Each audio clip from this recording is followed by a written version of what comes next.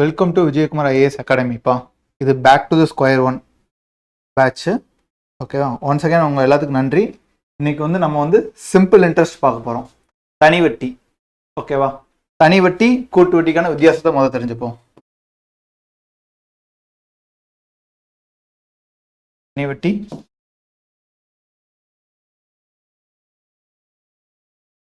கூட்டு வட்டி.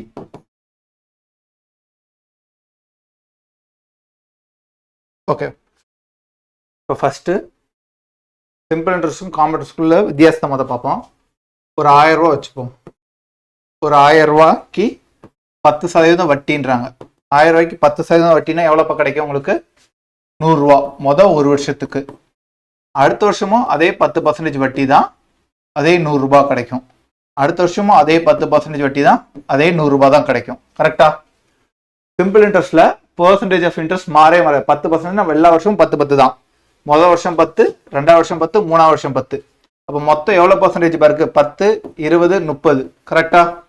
30%. எவ்வளோ இன்ட்ரெஸ்ட் வருது? 300 ரூபா. அடுத்து இங்கே வருஷம் 1 to 3 இயர்ஸுக்கு 30%, 300 ரூபா வருது. இப்போ இதை இப்படி சொல்லலாமா? என் என்ன? என் 3 இயர்ஸ் தான். ஆர் என்ன? 10 30%. n into r 30%. இது இப்படியே சொல்லலாமா? n into r 30%.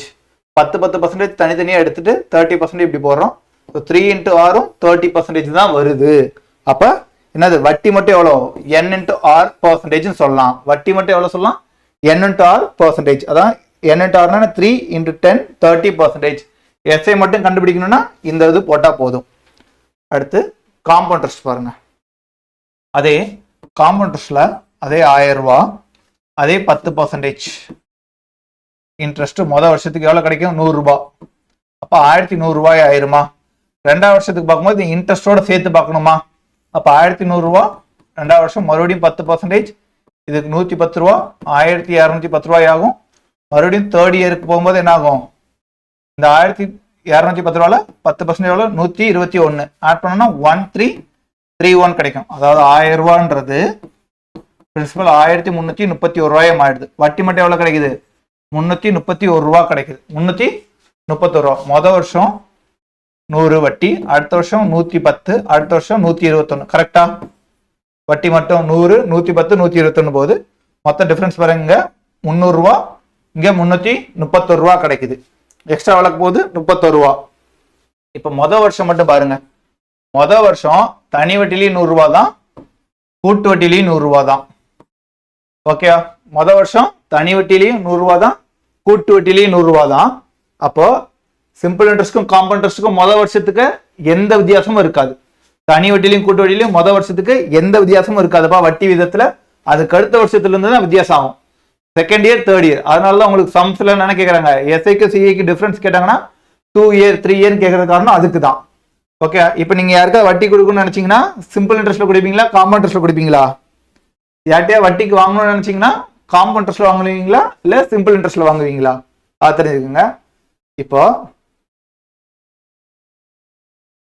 இது இப்படி 1000ன்றது 1100 மாறிச்சு, அடுத்து 1210 மாறிச்சு, 1331 ஆகுது. இதெல்லாம் என்னவா இருக்கு?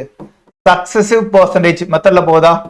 10%, 10%, 10%. இதெல்லாம் என்னது? சக்சசிவ் பர்சன்டேஜ்ல போகும். உங்களுக்கு இங்க 1000 ரூபான்றது 1331 ரூபான்றது என்னது? இது அமௌண்டா பிரின்சிபலா இல்ல வட்டியா? அமௌண்ட். அதனாலதான் உங்களுக்கு ஃபார்முலாலேயே அமௌண்ட்னு தான் கிடைக்கும். காம்பவுண்டர்ஸோட ஃபார்முலா ஏன் அமௌண்ட்னு வருதுன்னா இதனாலதான் அமௌண்ட்னு ஸ்டார்ட் பண்றாங்க. Principal plus 1/r/100 power n. இந்த ஃபார்முலா இதுக்காண்டி தான் சக்சசிவ் போறதுனாலதான் இப்படி டிரைவ் ஆகுது. ஓகேவா? ஸோ காம்பவுண்டர்ஸோட formula a = p 1 + r/100 power n. இந்த ஃபார்முலா யூஸ் பண்ணாம நம்ம இந்த சக்சசிவ் பர்சன்டேஜ்ல தான் போவோம் காம்பவுண்ட் இன்ட்ரெஸ்ட்ல. ஓகேவா? அதே போல தனி வட்டியில எவ்வளோ? n into r 30%. ஓகேவா? இப்ப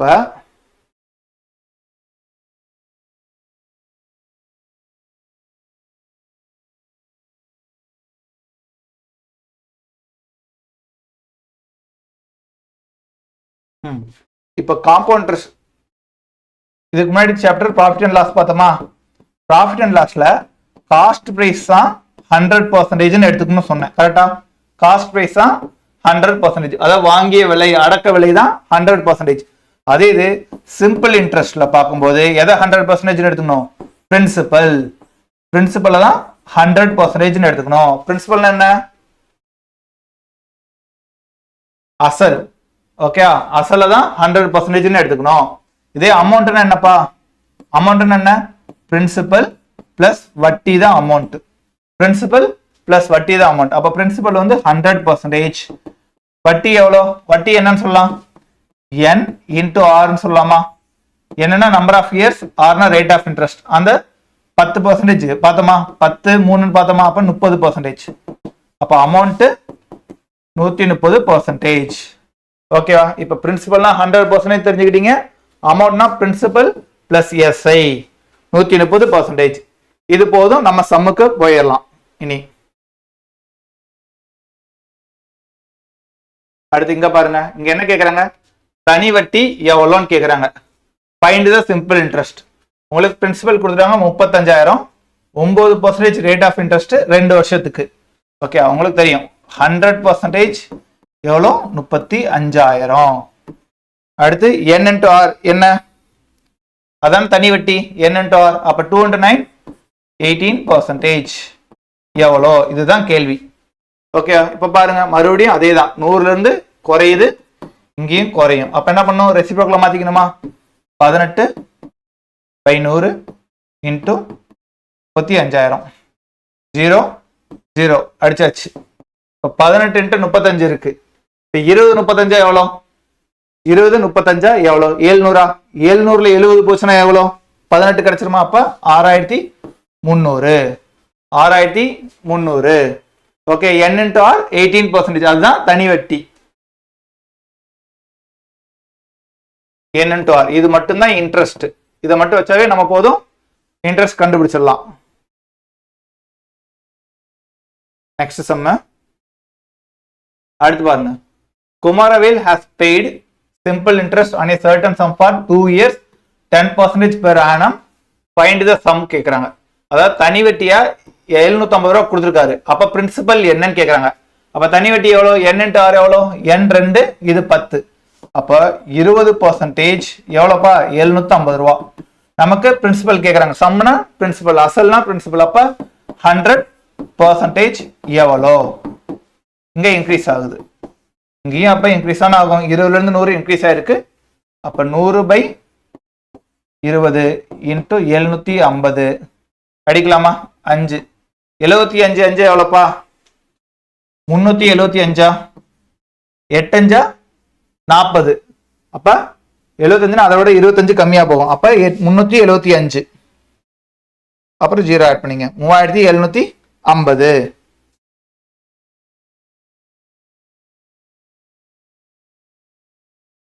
நெக்ஸ்ட், ஒரு பிரின்சிபல், ஒரு அசல் பிரின்சிபல் 10,050 மாறிடுது. பிகம்ஸ்னா மாறுதுன்னு அர்த்தம். 10,050 மாறிடுது. எப்போ? 5 வருஷத்துல 10% இன்ட்ரெஸ்ட் கொடுத்தோம்னா மாறிடுது. அப்ப பிரின்சிபல் என்னன்னு கேக்குறாங்க. பிரின்சிபல் வந்து மாறிடுச்சுன்னா இது என்னது? அமௌண்ட். அமௌண்ட்னா எவ்வளோ? அமௌண்ட் என்னப்பா? பிரின்சிபல் பிளஸ் எஸ்ஐ தானே. பிரின்சிபல் எவ்வளோ? 100%. எஸ்ஐ என்ன? n into r. அப்ப இன்ட்டு பண்ண 5 into 10 50%. அப்போ உங்களுக்கு இங்க கொடுத்துருக்க என்னது? அமௌண்ட் 150%. எவ்வளவு கொடுத்துருக்காங்க? 10,050. உங்களுக்கு என்ன கேட்டிருக்காங்க? பிரின்சிபல். அப்ப 100% எவ்வளோ? 100% எவ்வளோ? அப்ப 150ல இருந்து 100ன்றது குறையுது. அப்ப இங்கேயும் குறையதான் செய்யும். ஓகே, அப்ப ரெசிபியூல போட்டுக்கலாமா? 100/150 இன்டூ 10,050. அடுத்து 0 0 கேன்சல் பண்ணுங்க. அடுத்து 15,005 இதை அடிக்கலாம். அடுத்து 6 7 6 15 90. 6 மீதி 10 இருக்கு. 105. 105 எத்தனைல பருவோம்? 7 67. அப்ப 100 into 67 6,700 தான் பிரின்சிபல். 6,700 தான் பிரின்சிபல். புரிஞ்சப்பா? அமௌண்ட்ன்றனால தான் 100 + 50 150%. நெக்ஸ்ட் ராம் வந்து டெபாசிட் பண்றாரு எவ்வளோ 15,000 பேங்க்ல 4% வட்டி தராங்க சிம்பிள் இன்ட்ரெஸ்ட்ல ஆஃப்டர் 73 டேஸ்க்கு அப்புறம் அமௌண்ட் எவ்வளவு கிடைக்கும் அமௌண்ட் என்ன பிரின்சிபல் பிளஸ் எஸ்ஐ கரெக்டா அமௌண்ட் என்ன பிரின்சிபல் பிளஸ் எஸ்ஐ பிரின்சிபல்ன்றது 100% எஸ்ஐ எவ்வளோ 4 into 73 டேஸ் இருக்கு இப்போ இந்த 73 டேஸ் நாட்கள் கணக்குல கொடுத்துட்டாங்கன்னு வச்சுங்களேன் 73 டேஸ்க்கு 1/5 அது எப்படி 1/5 அப்படின்னா 73/365 நாள் ஒரு வருஷத்துக்கு 365 நாள் தானே அதை அடிச்சுன்னா 1/5 கிடைக்கும் அப்போ 146 டேஸ்க்கு 2/5 டேஸ் 219க்கு 3/5 டேஸ் 292க்கு 4/5 டேஸ் இதை ஞாபகம் வச்சுக்கோங்க உங்களுக்கு ஸ்ட்ரெயிட்டா டேஸ்ன்னு கொடுக்கலனாலும் உங்களுக்கு மாசத்துல கொடுப்பாங்க இப்போ மேல இருந்து ஜூன் அப்படின்னா இங்க 3 மாசத்துக்குள்ளதான் இருக்கு 3 மாசம் தான் பீரியட் இருக்குன்னா 73 தான் இருக்கும் ஓகேவா 5 மாசம் பீரியடா இருக்குன்னா 146 தான் இருக்கும் 7 மாசம் 8 மாசம் பீரியடா இருக்குன்னா 219 தான் இருக்கும் 10 மாசம் பீரியட்னா 292 தான் இருக்கும் இந்த டேஸை மாத்த மாட்டாங்க அதனால இதை நல்ல ஞாபகம் வச்சுங்க 73னா 1/5 146னா 2/5 இப்போ போலாமா நம்ம சம்முக்கு உங்களுக்கு என்ன கொடுத்தா அசல் கொடுத்துட்டாங்க 100% கொடுத்துட்டாங்க எவ்வளோ 15,000 உங்களுக்கு இதுல 1/5 அப்போ 1/5 ஓகே இன்டு 4 இன்டு 4 இது n இது 6 1/5 இன்டு 4 என்ன கிடைக்கும் உங்களுக்கு 4/5 4/5 ஓட வேல்யூ என்னப்பா 0.8 4/5 ஓட வேல்யூ என்ன 0.8% அப்ப 100.8% எவ்வளோன்னு கேட்குறாங்க 100.8% எவ்வளோ கீழே 100% 15,000 ஓகேவா 0.8 அப்ப 100.8% எவ்வளோ இது நம்ம போடணும் அவசியம் இல்லை 100க்கு எவ்வளோ பர்சன்டேஜ் 15,000 அப்ப 10க்கு எவ்வளோ இருக்கும் 1,500 1க்கு 150% 1% 150 தான் அப்ப 8ன்ற போது இன்னொரு 15 ஆகும் பாயிண்ட்ன்ற போது 15 ஓகேவா 15 into 8 எவ்வளோப்பா 15 into 8 120 கரெக்டா அப்ப இதுல 120 மட்டும் ஆட் பண்ணுங்க 15,120 15,120 அப்ப இதுக்கு ஆன்சர் என்ன 15,120 ஓகேவா நெக்ஸ்ட் இது வேற மாடல் என்ன சொல்லிருக்கேன் இங்கேயும் பாருங்க சம் கொடுத்துட்டு அமௌண்ட் ஆயிடுச்சு amount 3,080 in 4 years find the principal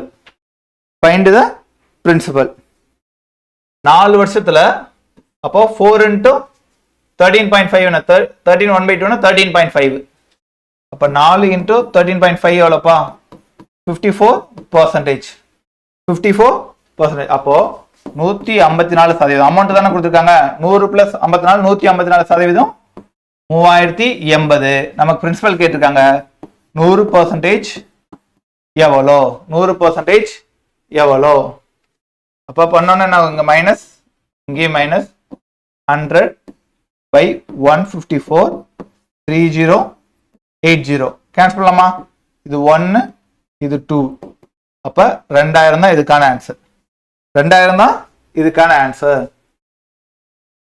புரிஞ்சாப்பா amount கொடுத்துட்டாங்கன்னா பிரின்சிபல் பிளஸ் எஸ்ஐ தான் அமௌண்ட் எஸ்ஐ வந்து 54% எஸ்ஐ எப்படி கண்டுபிடிப்போம் n into r தான் எஸ்ஐ ஓகேவா நெக்ஸ்ட்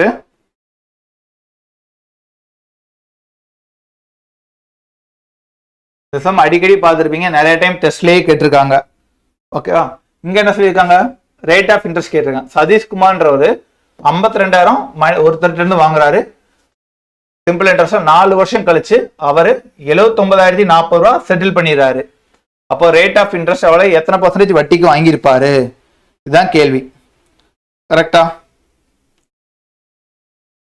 அப்போ நமக்கு தெரிஞ்சது 100% எவ்வளோ 52,000 நமக்கு வட்டி தானே கேட்குறாங்க ரேட் ஆஃப் இன்ட்ரெஸ்ட் தானே கேட்குறாங்க அப்போ இது ரெண்டுத்துக்கு சேர்ந்த வட்டி மட்டும் எவ்வளோப்பா முதல்ல இருந்து இதுக்கும் மைனஸ் பண்ண என்ன கிடைக்கும்? வட்டி மட்டும் கிடைக்குமா? வட்டி மட்டும் எவ்வளவு? 52,000ல 79,040 போச்சுன்னா எவ்வளவு ஆகும்? 27,040 கிடைக்கும். 27,040. இந்த 27,040 எவ்வளவு பெர்சன்டேஜ்? எவ்வளவு பெர்சன்டேஜ்னு கண்டுபிடிங்க.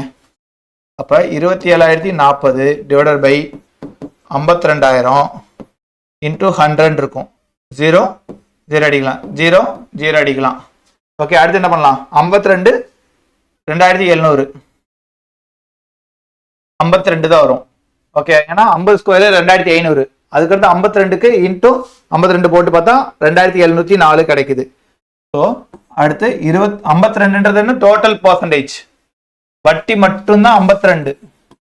ஓகே, டோட்டல் பர்சன்டேஜ் எத்தனை வருஷத்துக்கு? 4 வருஷத்துக்கு. நமக்கு 1 வருஷத்துக்கு தானே கேட்குறாங்க, அதனால டிவைடட் பை 4. நமக்கு 4 வருஷம் இருக்கு, அதனால தான் டிவைடட் பை 4 போட்டோம்னா 1 வருஷத்துக்கு எவ்வளோ? 13% தான் வட்டி.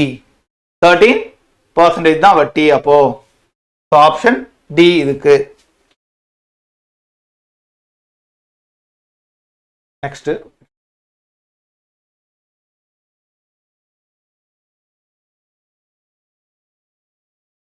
அடுத்து இது வேற மாடல்ப்பா.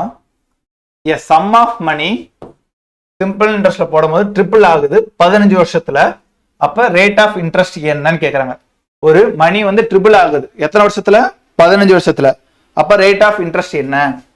அப்போ ஒரு மணின்ட்டாங்க. ஒரு மணின்னு சொல்லும் போது இப்படி பண்ணும். 100 வந்து என்னது? ட்ரிபிள் ஆகுது. ட்ரிபிள் ஆகுதுன்னா எவ்வளவு ஆயிருக்கும்? 300 ஆயிருக்கும். 100 300 ட்ரிபிள் ஆயிடுச்சா? நமக்கு என்ன சொல்றாங்க? அப்ப இதுக்கு நடுவில் இருக்க வட்டி மட்டும் எவ்வளோப்பா? 100க்கும் 300க்கும் வட்டி மட்டும் எவ்வளோ? 200 ரூபா கூடி இருக்கு. கரெக்டா? 200 ரூபா கூடி எத்தனை வருஷத்துல கூடி இருக்கு? 15 வருஷம். அந்த 15 வருஷத்துக்கு கீழே எழுதுங்க. 15 வருஷம் கீழே எழுதியாச்சு. இப்ப அடிக்கலாமா? அடிச்சா என்ன கிடைக்கும்? 200 டிவைட் பை 50 கேன்சல் பண்ணா 13 1/3%. 13 1/3 கிடைக்கும். ஓகேவா? இப்ப இங்க வருஷம் கொடுத்துட்டாங்க. அதே இது வருஷம் கொடுக்காம வட்டி கொடுத்துட்டு எத்தனை வருஷத்துல ஆகும்னு கேட்டா அதுவும் இதே தான் 100. ஓகே, இப்ப 100 வந்து 300 ஆகுது. 200 8% வட்டின்றாங்க. எவ்வளவு? 8% வட்டின்றாங்க. அப்ப அந்த வட்டி கீழே போடுங்க 8%. இப்ப கேன்சல் பண்ண என்ன கிடைக்கும் உங்களுக்கு? 25 இயர்ஸ். 25 இயர்ஸ். ஓகே, வேணா இதையும் நீங்க மிக்ஸ்ட் ஃபிராக்ஷன்ல இருக்கு மாத்திட்டு இதை சால்வ் பண்ணி பாருங்க. உங்களுக்கு 15 இயர்ஸ் கிடைக்கும். ட்ரை பண்ணி பாருங்க. ஓகேவா? ஏன்னா நம்ம தான் பார்த்தோம்ல SI equal to N into R. இப்போ SI தெரிஞ்சிடுச்சு. N இங்கிட்டு கொண்டு வந்தா R கிடைக்கும். ஓகே, இல்லை N வேணும்னா R இங்கிட்டு கொண்டு வந்தோம்னா N கிடைக்கும். இந்த கான்செப்ட் தான் இங்க யூஸ் பண்ணிருக்கு, வேற எதுவும் இல்லை. அடுத்து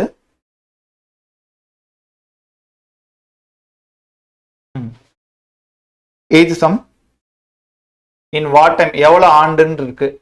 8,000 ரூபாய்க்கு 3% per annum produce the same interest as 6,000 does 5 years at 4% at simple interest. அதாவது ஒரு 6,000 ரூபாய்க்கு 5 வருஷம் 4% வட்டியில கொடுக்கறதுக்கும் போது ஒரு வட்டி கிடைக்குது. அதே வட்டி தான் எனக்கு 8,000 ரூபாய்க்கு 3% கொடுக்கும்போது கிடைக்கும். அப்ப எவ்வளவு வருஷத்துல கிடைக்கும் அப்படின்றாங்க. இந்த மாட்ட same interest and equal to இந்த மாட்ட வந்தா ஈக்குவேஷன் வச்சு எல்லாரும் போவாங்க. ஓகேவா? அந்த SI equal to PNR by 100. ஓகேயா? SI equal to PNR by 100 ஃபார்ம்ல தான் போவாங்க. அப்ப நமக்கு என்ன கொடுத்துருக்காங்க? ஏன்னா வட்டி தான் சேம்ட்டாங்க, அதனாலதான் SI equal to PNR by 100. 3000 8,000 into N நான் தெரியாது divide by 100 equal to 6,000 into 5 into 4 divided by 100. இப்போ இதை கேன்சல் பண்ணலாமா? 100 கேன்சல் ஆகுது. இங்கே 3 0 இங்கே 3 0 கேன்சல் ஆகுது. அடுத்து 1 இங்கே 2 அடுத்து இங்கே 1 இங்கே 2 இங்கே 2 இங்கே 2 கேன்சல் ஆயிடுது. அப்போ N வந்து 5 இயர்ஸ். N வந்து 5 இயர்ஸ். இப்போ இதே இதை கொஸ்டின் நீங்க புரிஞ்சுக்கிட்டீங்கன்னா இந்த நான் இவ்வளவு எழுதியிருக்கேன்ல இந்த இது எழுதாமலே சால்வ் பண்ணலாம். அது எப்படி அப்படின்னு இப்போ சொல்றேன் பாருங்க. இப்போ கொஸ்டின் என்ன சொல்லியிருக்காங்க? ஒருத்தனுக்கு நான் 6,000 ரூபாய் தரேன், 5 வருஷத்துக்கு 4%. அதே வட்டி தானே அங்கேயே வருது. அப்ப இதோட வட்டி என்ன? 6000க்கு வட்டி எவ்வளோ? 5 × 4 20% வட்டி. கரெக்டா? 6000த்துல 20% வட்டி எவ்வளோப்பா? 10% 600. 20%னா 1200. கரெக்டா? 20%னா 1200. கரெக்டா? வட்டி 1200. தெரிஞ்சுக்கிட்டீங்களா? இப்ப 8000த்துல எனக்கு எவ்வளவு வட்டி வேணும்? 1200 வேணுமா? 8000த்துல எனக்கு 1200 வேணுமா? அதான வட்டி. 8000த்துல 1200 வந்தாதான் எனக்கு சேம் ஆகும். 8000த்துல 1200 எவ்வளவு பர்சன்டேஜ்ப்பா? 10% 800. அப்போ 15% தானே 1800. 15% தானே 1800. அப்ப 3% இருக்கு. ஒரு வருஷத்துக்கு 3%னா 15% வரை எவ்வளவு வருஷம் ஆகும்? ஒரு வருஷத்துக்கு 3%னா 15% வரை 5 வருஷம் ஆகும். 5 years வருதா? இப்ப நான் இங்க எவ்வளவு எழுதியிருக்கேன், இங்க எவ்வளவு எழுதியிருக்கேன் நீங்க பாருங்க. அதுலயே உங்களுக்கு வித்தியாசம் தெரியும். இதெல்லாம் மைண்ட்லயே போடலாம். 6000க்கு 10% 600. அப்ப 20% 1600. அதே 8000க்கு 1200 எப்போ வரும்? 15%ல வரும். 3% 15% ஆகும்னா எத்தனை வருஷம் ஆகும்? 5 வருஷம் ஆகும்.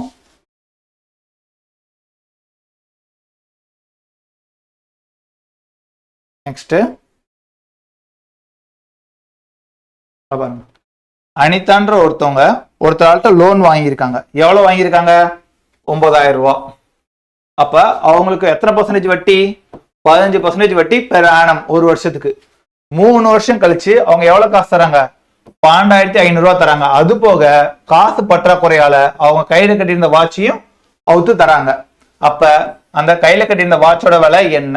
அதை தான் கேட்கிறாங்க. கையில கட்டியிருக்க வாட்சோட விலை என்ன? அப்போ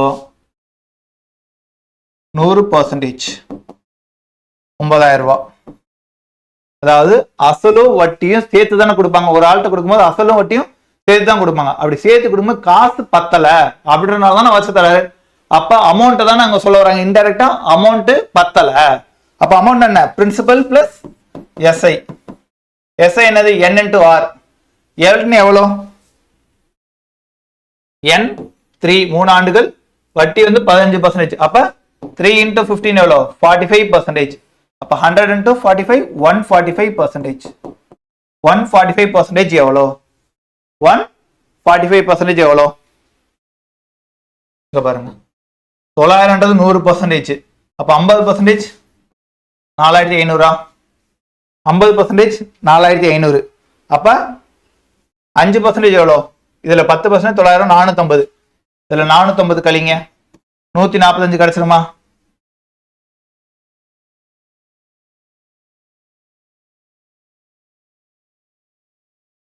$4050. அப்போ இது எவ்வளோ? 13050 தான் 145%. இல்ல நீங்க 145/100 × 900 போட்டா 145 × 9 13050 கிடைக்கும். 13050 ரூபா வட்டி. 13050 ரூபா அசலும் வட்டியும் சேர்த்து தரணும். ஆனா அவர் எவ்வளவு கொடுத்தாரு? 12500 ரூபா தான் கொடுத்திருக்காரு. எவ்வளவு கொடுத்திருக்காரு? 12500 ரூபா தான் கொடுத்திருக்காரு. அதுக்கு பதிலா மீதி எவ்வளவு கொடுத்தாரு? அதுதான் வாட்ச். அப்ப வாட்சோட விலைன்ற இது ரெண்டுத்துக்கான டிஃபரன்ஸ் தானே வாட்ச். அப்ப இது ரெண்டுத்துக்கு டிஃபரன்ஸ் எவ்வளவு? 550. அப்ப வாட்சோட விலை 550. புரிஞ்சு அப்ப இந்த கொஸ்டின்? ஓகேவா? நெக்ஸ்ட்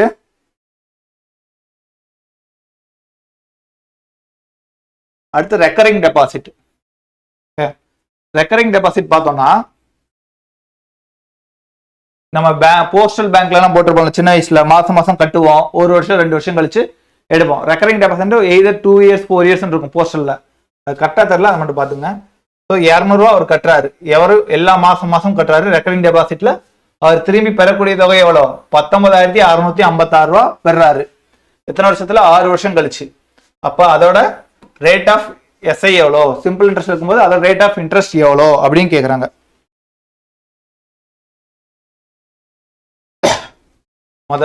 இது வேற ஃபார்முலா. நார்மல் எஸ்ஐ வேற, ரெக்கரிங் டெபாசிட்ல இருக்கிற எஸ்ஐ வேறப்பா. தெரிஞ்சுங்க. மொத்தம் 200 ரூபா கட்டுறாரு. மாசம் கட்டுறாரு. எத்தனை வருஷத்துக்கு? 6 வருஷத்துக்கு. அப்ப 6 × 12 72 மாசம். இப்ப 72 மாசத்துக்கு எவ்வளவு கட்டியிருப்பாரு? 14,400 ரூபா கட்டியிருப்பார். 14,400 ரூபா கட்டியிருக்காரு. எவ்வளவு அவர் திரும்ப வாங்குறாரு? 19,656 ரூபா வாங்குறாரு. கரெக்டா? 19,656 ரூபா வாங்குறாரு. இது ரெண்டுத்துக்குள்ள வித்தியாசம் தானே வட்டி. 5 to 56 5 to 56 தான் வட்டி. ஸோ இதோட வட்டி எவ்வளோ? 5 to 56. ஓகே, ரெக்கரிங் டெபாசிட்டோட ஃபார்முலா சொல்றேன், நல்லா நோட் பண்ணிக்கங்க. SI ஈக்குவல் டு பிரின்சிபல், நம்ம PNR by 100 வருமா? இங்க n என்ன ஆகும்னா n into n plus 1 divided by 2 into 12. n into n plus 1 divided by 2 into 12. Recurring டெபாசிட்னாலே மாசம் மாசம் கட்டுறோமா, அதனால n into n plus 1 divided by 12 2. அடுத்து அந்த ஒரு வருஷத்துக்கு 12 மாசம் into 12, இதனால தான் n into n plus 1 divided by 2 into 12. Okay, இதுக்கு அடுத்து r divided by 100. r வந்து பெர்சன்டேஜ்ல தான் இருக்கும், அதனால r by 100. இதுதான் formula. p into n into n plus 1 divided by 2 into 12 into r by 100. இது ரெக்கரிங் டெபாசிட்டுக்கான ஃபார்முலாப்பா. அப்போ இந்த SI 5256 எழுதியாச்சு. இந்த பிரின்சிபல் 200 ரூபா மாசம் மாசம் கட்டுறாங்களா, அதான் 200 ரூபா இன்டு n. n எவ்வளோ? மொத்தம் 72 into 73 divide by 2 into 12. r என்னன்னு தெரியாது, r டிவைட் பை 100. அடுத்து கேன்சல் பண்ணலாமா? 0 0 2 2 1 6. அடுத்து இங்க 6 இருக்கா, 6 ஆல இங்க அடிப்போமா? அடிச்சா 8, பேலன்ஸ் 4 7 3 6 876. அடுத்து இங்க 73 இருக்கு, இங்க 876 இருக்கு. 1073 னா 730, அடுத்து 146 வரும். ஸோ 12. ஸோ 12% r வந்து 12%. இந்த ஒரு ஃபார்முலா தான் நம்ம இது வரைக்கும் படிச்சிருக்கோம். Okay, recurring டெபாசிட்க்கு. நெக்ஸ்ட்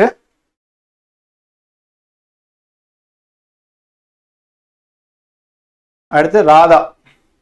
இது குவாலிஃபையிங் சம். ஓகேவா, குவாலிஃபையிங் சம். முதல்ல இந்த சம் சால்வ் பண்ணிட்டு அடுத்து குவாலிஃபையிங் சம்னா என்னன்னு சொல்றேன்.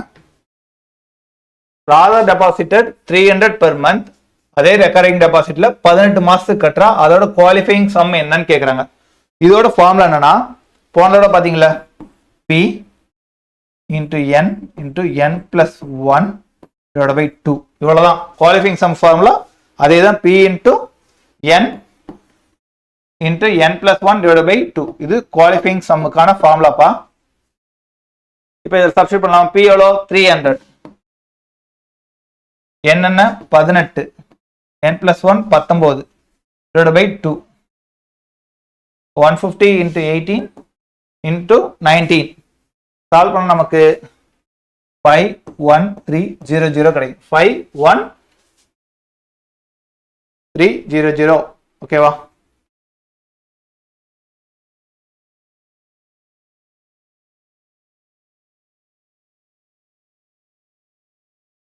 இப்போ குவாலிஃபையிங் சம்னா என்னன்னு பார்ப்போம்.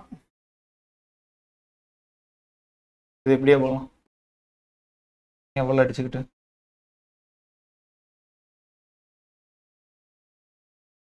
300 18 into 19 divided by 2. ஸோ 9. ஓகேவா? 9 into 9 எவ்வளோப்பா கிடைக்கும்? 63. அப்போ லாஸ்ட் டிஜிட் 3ல இருக்கும், அதுக்கு முன்னாடி 2 0 இருக்கும். 2 0 வருதா? இப்போ 51300. ஓகேவா? 51300. இது குவாலிஃபையிங் சம். அதே குவாலிஃபையிங் சம்னா என்ன அப்படின்னு சொல்றேன் பாருங்க.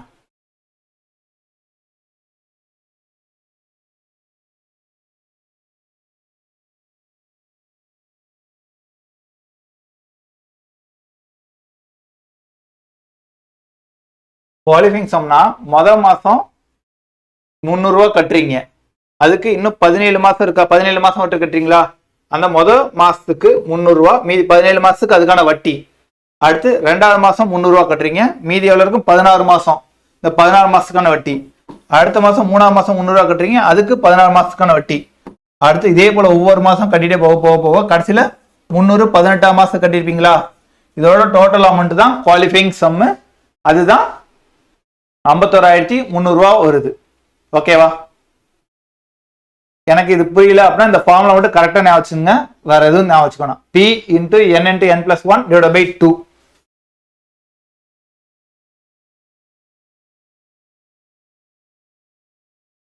ஓகே அப்பா, சரி அந்த சம்மோட முடிப்போம். நெக்ஸ்ட் கிளாஸ்ல அடுத்த சம் பார்ப்போம். ஓகே, நீங்க எல்லாரும் அந்த எலெக்ஷன் பேஸ்டு சம் வந்து ஒரு தடவை கேட்டீங்க. ஓகே, அதை நான் உங்களுக்கு ஒரு தடவை இன்னொரு தடவை அகைன் சொல்ல பார்க்குறேன்.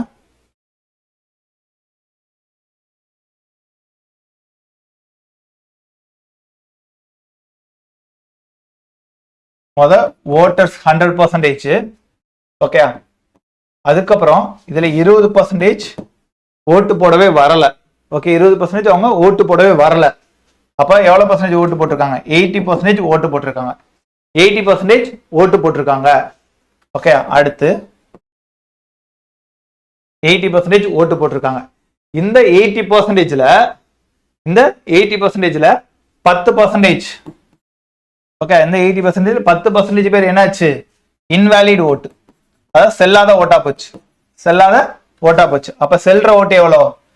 10% 8 போயிடும், 72 இங்க இருக்கும். 72 தான் செல்ற ஓட்டு, வேலிட் ஓட்ஸ். ஓகே, இதுக்கு அடுத்து பார்த்தோம்னா இந்த செல்ற ஓட்டுல தான் வித்தியாசம் பார்ப்பாங்க. ஜெயிச்சவங்களுக்கும் தோத்தவங்களுக்கும் இந்த செல்ற ஓட்டுல தான் வித்தியாசம் பார்ப்பாங்க. இதுல வின்னர் வந்து 60% ஓட்டு வாங்கியிருக்காரு. வின்னர் வந்து 60% ஓட்டு வாங்கியிருக்காரு. ஓகே, அதுல 5600 ஓட்டு வித்தியாசம் வின் பண்ணியிருக்காரு. 5600 ஓட்டு வித்தியாசம் வின் பண்ணியிருக்காரு. அப்போ 60%னா இதுல 72ல 600 எப்படி அடிப்பீங்க? 60% இன்டூ 6 போடுங்க. 10% 7.2 இன்டூ 6 போட்டா 60%. ஸோ 432. ஓகே, இங்க 288 வரும். ஓகேவா?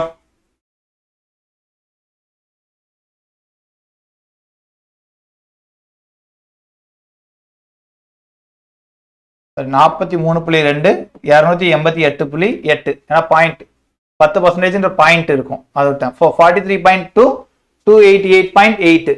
இவங்க ரெண்டுத்துக்கான வித்தியாசம் எவ்வளோ? 14%. 14%. ஓகே, இந்த 14% தான் 5600. 5600.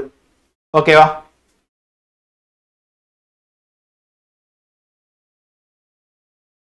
%, 5600. இப்ப இதுல 1% எவ்வளோ? 14 அடிச்சா அடிக்கலாமே, அடிச்சா 4. ஓகேவா? அப்ப இது 1% 400, 100% 40,000. ஓகே, இதுதான் நீங்க நார்மல் எடுத்துட்டு வர்றது. இதுதான் நார்மல் எடுப்பாங்க. இப்படி பெர்சன்டேஜ் நீங்க டிஃபரன்ஸ் எடுத்தாதான் இப்படி நார்மலா வரும். நான் உங்களுக்கு என்ன சொன்னா, n 100% தெரியாது. ஓகே, ஃபர்ஸ்ட் 20% வரவே இல்லை. ஓகே, 20% வரவே இல்லை. கரெக்டா? 100ல 20% வரல. அப்ப மீதிலாம் ஓட்டு போட்டிருக்காங்க. மீதிலாம் 1/5 எவ்வளோ? 20%. அதுல 1/5% வரலன்னா மீதி எவ்வளவு இருப்பாங்க? 1/5 வரலன்னு மீதி 4/5. அப்ப 4/5 ஓட்டு போட்டிருப்பாங்க. ஓகே, அடுத்து 10% இன்வாலிட் ஓட் ஆயிடுச்சு. அப்ப 10% என்ன? 1/10 தான் 10%. அப்ப மீதி எல்லாம் என்ன இருக்கு? வேலிடா இருக்கு. அப்போ 9/10 வேலிடா இருக்கு. அதுல என்ன இருக்காங்க? அப்போ 9/10. ஓகே, அடுத்து இது ரெண்டுத்துக்கான டிஃபரன்ஸ். ஓகே, இது ரெண்டுத்துக்கான டிஃபரன்ஸ் எவ்வளவு இருந்துச்சு? இவன் 60% வாங்கியிருக்கானா, தோத்த வந்து 40% தானே வாங்கியிருப்பான். அப்ப ரெண்டுத்துக்கான டிஃபரன்ஸ் எவ்வளோ? 20%. 20% ஓட்டு தான் 1/5 equal to 5600. 1/5 into 5600. இப்போ இதை நீங்க சால்வ் பண்ணுங்க.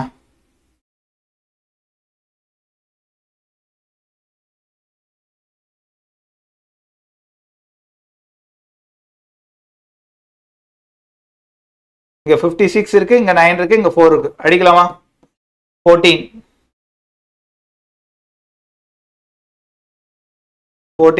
into 5 into 10 into 5. இதை நீங்க சால்வ் பண்ணீங்க உங்களுக்கு என்ன கிடைக்கும்? 40,000 வரும்பா. ஓகே, சால்வ் பண்ணி ட்ரை பண்ணி பாருங்க. இதுதான் நார்மல் பர்சன்டேஜ். உங்களுக்கு இல்லைன்னா வேற ஒரு மெத்தட்னா நெக்ஸ்ட் கிளாஸ்ல நான் உங்களுக்கு சம் தனியாக எடுத்து உங்களுக்கு சொல்ல ட்ரை பண்ணுறேன். ஓகேவா? சரி, நெக்ஸ்ட் கிளாஸ்ல பார்ப்போம்ப்பா. இன்னைக்கு வேற ஏதாவது புதுசாக கற்றுக்கிட்டீங்கன்னா அதை லைக் பண்ணுங்க, கமெண்ட் பண்ணுங்க, ரெகுலர் கிளாஸ் வந்து வாட்ச் பண்ணுங்க. ஓகேவா? Thank you everyone.